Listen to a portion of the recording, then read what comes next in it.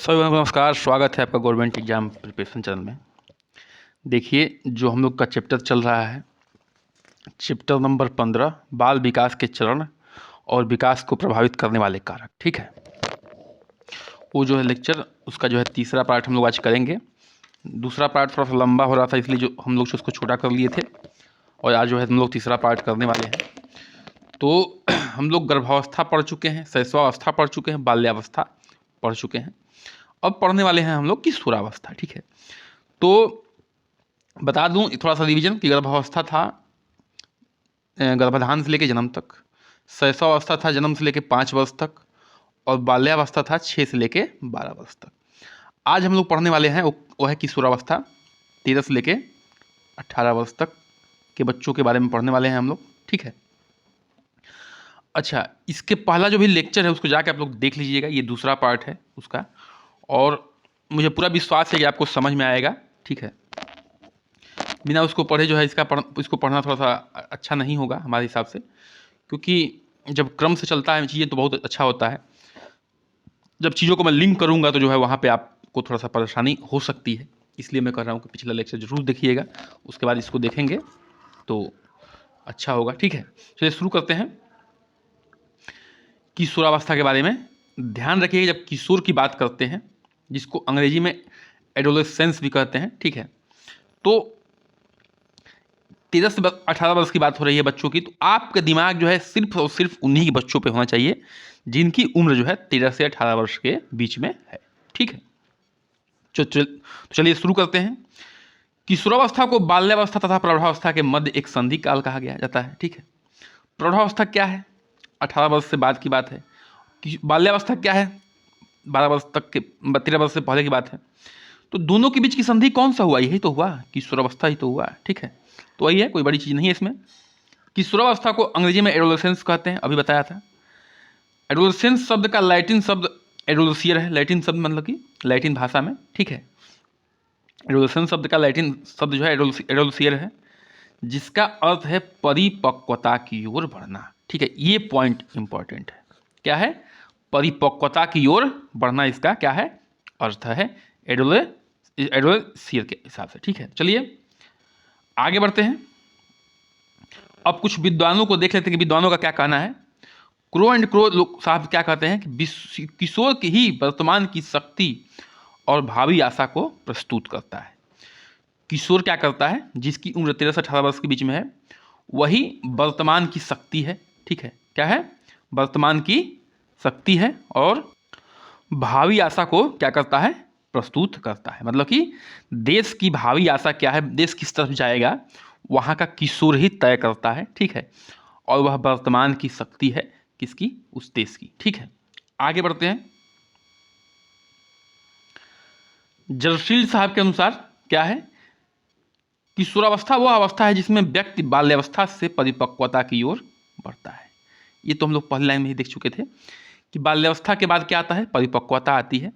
कुछ चीज़ें बाल्यावस्था की बात होती हैं, कुछ चीज़ें चेंज होती हैं। ठीक है, लेकिन जो भी चीज़ें होती हैं उसमें थोड़ा सा परिपक्वता आ जाता है। क्यों? क्योंकि समय बीतने से किसी भी चीज़ में परिपक्वता आती है। ये तो खैर उसी की बात हो गई, लेकिन बाल्यावस्था से क्या होती है? परिपक्वता की ओर बढ़ता है। क्या?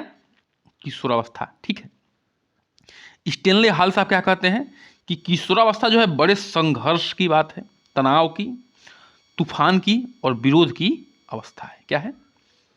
सबसे बड़े संघर्ष का, तनाव का, तूफान का और विरोध का। देखिए, इसमें क्या होता है कि हार्मोनल चेंज होते हैं।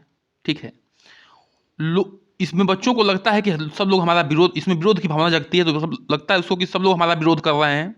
क्यों? क्योंकि उसके अंदर विरोध की भावना अपने आप जगती रहती है। करियर का बड़ा इसमें आता है, वो क्या बोलते हैं, करियर की बहुत चिंता आती है। ठीक है, करियर की बहुत चिंता होती है, किस प्रोफेशन में जाना है। फिर साथी ढूंढने की भाई प्रवृत्ति जगती है इसमें। साथी मतलब कि जीवन साथी की चिंता ज़्यादा होती है। फिलहाल जो है संविधान में ऐसा कोई उम्र नहीं डिसाइड किया गया है, लेकिन ये एक प्राकृतिक रूप से मतलब कि क्या है, जो डेवलप होता है उसकी हम लोग बात कर रहे हैं। ठीक है, मतलब अपोजिट सेक्स की तरफ भी थोड़ा सा झुकाव ज़्यादा बढ़ने लगता है, मतलब साथी की तलाश, तो इसमें फैशन भी ज़्यादा आता है। ठीक है, इस उम्र में। आगे बढ़ते हैं। ये कर्क पैट्रिक के अनुसार इस बात पर कोई मतभेद नहीं हो सकता है कि किशोरावस्था क्या है, जीवन का सबसे कठिन काल है, कठिन समय है। क्यों? क्योंकि आप लोग पढ़ चुके हैं, स्टेनले हॉल साहब कहे हैं, बड़े संघर्ष, तनाव और तूफान की क्या है, ये अवस्था है। आगे बढ़ते हैं, अब देखते हैं विग व हंट के अनुसार किशोरावस्था के बारे में। किशोरावस्था की विशेषताओं को सर्वोत्तम रूप से व्यक्तिगत करने वाले एक शब्द है परिवर्तन।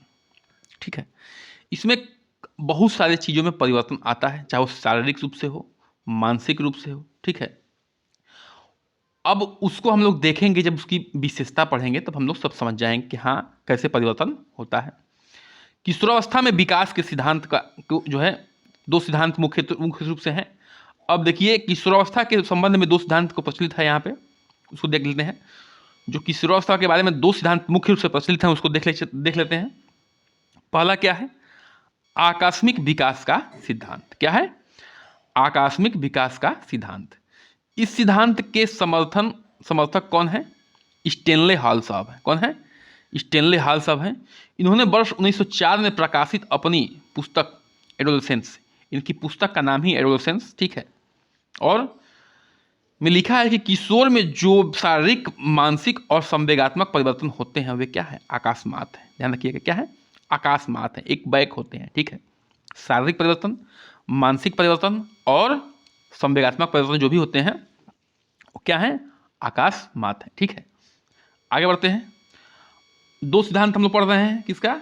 देखिए ध्यान से, आकस्मिक, एक एडोलेसेंस पीरियड का। ठीक है, मतलब कि किशोरावस्था के विकास के सिद्धांत का दो सिद्धांत है हमारा। एक आकस्मिक विकास का सिद्धांत, जिसके जो है समर्थक स्टेनले हॉल साहब हैं, और उसमें एडोलेसेंस वाले किताब लिखे हैं, ठीक है, नाम से। अब दूसरा हम लोग पढ़ रहे हैं क्रमिक विकास का सिद्धांत। ठीक है, क्या पढ़ रहे हैं? क्रमिक विकास का सिद्धांत पढ़ रहे हैं। इस सिद्धांत के समर्थकों में किंग साहब हैं, थॉर्नडाइक हैं और हॉलिंगवर्थ साहब हैं। ठीक है, इनका मानना यह है कि किशोरावस्था में शारीरिक, मानसिक और संवेगात्मक परिवर्तन निरंतर और क्रमशः होता है। ध्यान रखिए, देखिए यहीं पे विद्वानों में विरोधाभास हो गया। क्या हो गया? कि आकस्मिक में तो स्टेनले हॉल साहब कह रहे हैं कि आकस्मिक परिवर्तन होता है, और क्रमिक में ये लोग जो कह रहे हैं, किंग साहब कह रहे हैं, थॉर्नडाइक साहब कह रहे हैं, हॉलिंगवर्थ साहब कह रहे हैं कि जो है ये परिवर्तन निरंतर होता है। हालांकि दोनों के अपने अपने पीछे तथ्य होते हैं। ठीक है, दोनों को डिफाइन करने के उनके पीछे तथ्य है। ठीक है, ऐसे नहीं वो लोग बोलते हैं, लेकिन जो भी तर्क देते हैं वो एकदम तार्किक होता है, इसीलिए दोनों सिद्धांतों को रखा गया है। ठीक है, चलिए आगे बढ़ते हैं। लेकिन आपको दोनों के हिसाब से पढ़ना है, तो दोनों को याद रखना है कि इन्होंने क्या चीज दिया हुआ है। अब आते हैं किशोरावस्था की मुख्य विशेषता पर। ध्यान रखिएगा, हम लोग क्या पढ़ रहे हैं?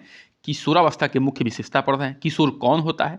जिसकी उम्र होती है 13 से 18 के बीच में। क्या क्या होती है? 13 से 18 वर्ष के बीच में जिन बच्चों की उम्र होती है उसको किशोर कहते हैं। ठीक है, चलिए तो देखते हैं। शारीरिक विकास में तीव्रता एवं दृढ़ता। शारीरिक विकास में क्या आती है? तीव्रता आती है, तेजी आती है और दृढ़ता भी आती है। मानसिक योग्यता का विस्तार होता है, जो भी मानसिक योग्यता है उसका विस्तार होता है बाल्यावस्था की अपेक्षा। ध्यान रखिएगा, जब भी हम कोई चीज़ का विस्तार कहते हैं, बढ़ता है, घटता है कहते हैं, तो हम पिछले स्टेज से कंपेयर करना शुरू करते हैं। ठीक है, ये ध्यान रखिएगा इस बात का। ठीक है, अच्छा, स्थिरता व समायोजन का अभाव होता है। स्थिरता नहीं होती है, समायोजन करने की क्षमता भी नहीं होती। क्यों? क्योंकि विरोधाभास की भावना होती है, बहुत ही संघर्ष और तनाव का काल है ये, तो स्थिरता कैसे आएगी? घनिष्ठ व व्यक्तिगत मित्रता होती है। ध्यान रखिएगा, हम लोग पढ़ चुके हैं बाल्यावस्था में कि एक मित्रों का वो ग्रुप खोजता है, ग्रुप में रहता है, उसमें मित्रवत नहीं होता, लेकिन उसमें जो एक ग्रुप बनता है। ठीक है, यहाँ पे थोड़ा सा घनिष्ठता की तरफ जो है मित्रता जाने लगती है। ठीक है, व्यवहार में विभिन्नता आती है, व्यवहार में भी विभिन्नता आती है, बार बार जो है व्यवहार चेंज होते रहते हैं। क्यों? उसके पीछे सब कुछ यही कारण है कि संघर्ष और तनाव का काल है। ठीक है, ये मुख्य रूप से ये बात समझिए। स्वतंत्रता व विद्रोह की भावना, बिल्कुल विद्रोह की भावना इसमें जगती है। ठीक है, स्वतंत्र रहना चाहता है आदमी, किसी का दबाव नहीं रखना चाहता है इसमें किशोर। ठीक है, काम शक्ति की परिपक्वता आती है। ठीक है, इसीलिए साथी की तलाश रहती है प्राकृतिक रूप से। ठीक है, रुचियों में परिवर्तन तथा स्थिरता, रुचियों में परिवर्तन आती है और थोड़ा थोड़ा स्थिरता भी आती है। समूह का महत्व, जिस भी ग्रुप में रहता है उसका महत्व देता है, उसको समझता है महत्व को। ईश्वर तथा धर्म में विश्वास, थोड़ा बच्चा धर्म की तरफ भी जाने लगता है। वीर पूजा की भावना मतलब कि उसके अंदर जो वीर गाथा वाली कहानियाँ हो गई, जैसे भगत सिंह की हो गई, चंद्रशेखर जी की हो गई, सुभाष चंद्र बोस जी की हो गई, ऐसी कहानियाँ सुन के वो जो है क्या होता है, भावुक होता है और उसकी तरफ जाना चाहता है। ठीक है, स्वाभिमान की भावना, स्वाभिमान की भावना बताया ना। अब उसको जो है अपने स्वाभिमान की चिंता होती है कि हमारे ऊपर कोई कैसे अंगुली उठा सकता है, हमारे स्वाभिमान को कोई कैसे जो है ठेस पहुंचा सकता है। ऐसी भावनाएं डेवलप होने लगती है किशोरावस्था में। अपराध प्रवृत्तियों का विकास, ध्यान रखिएगा, जब ये अवस्था संघर्ष का है, तनाव का है, तूफान का है, विरोध का है, तो हर बच्चे इसको कंट्रोल नहीं कर पाते हैं। खास तौर से इसमें जो है उनके शिक्षक और माता पिता ही इसमें सहायक होते हैं। तो जो बच्चे कंट्रोल नहीं हो पाते हैं वो अपराध प्रवृत्ति की होने शुरू हो जाते हैं। ठीक है, समाज सेवा की भावना भी जगती है। ठीक है, क्यों?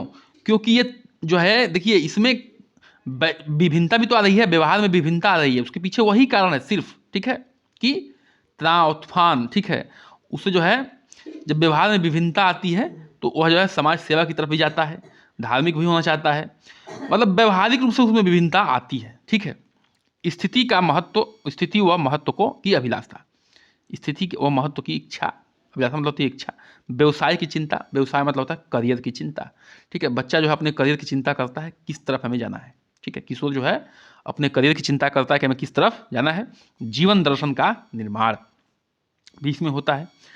अब देखो किशोरावस्था को शिक्षा कैसे दी जानी चाहिए, किशोरावस्था में शिक्षा कैसे दी जानी चाहिए। तो जो शिक्षा का स्वरूप है वो शारीरिक विकास के लिए शिक्षा, देखिए अभी पढ़ चुके हैं पहली लाइन तक कि शारीरिक विकास तीव्रता से होती है। ठीक है, बाल्यावस्था में थोड़ा सा स्थिरता आ रही थी, लेकिन उसके बाद जो है फिर से शारीरिक जो है विकास तीव्रता से हो रही है।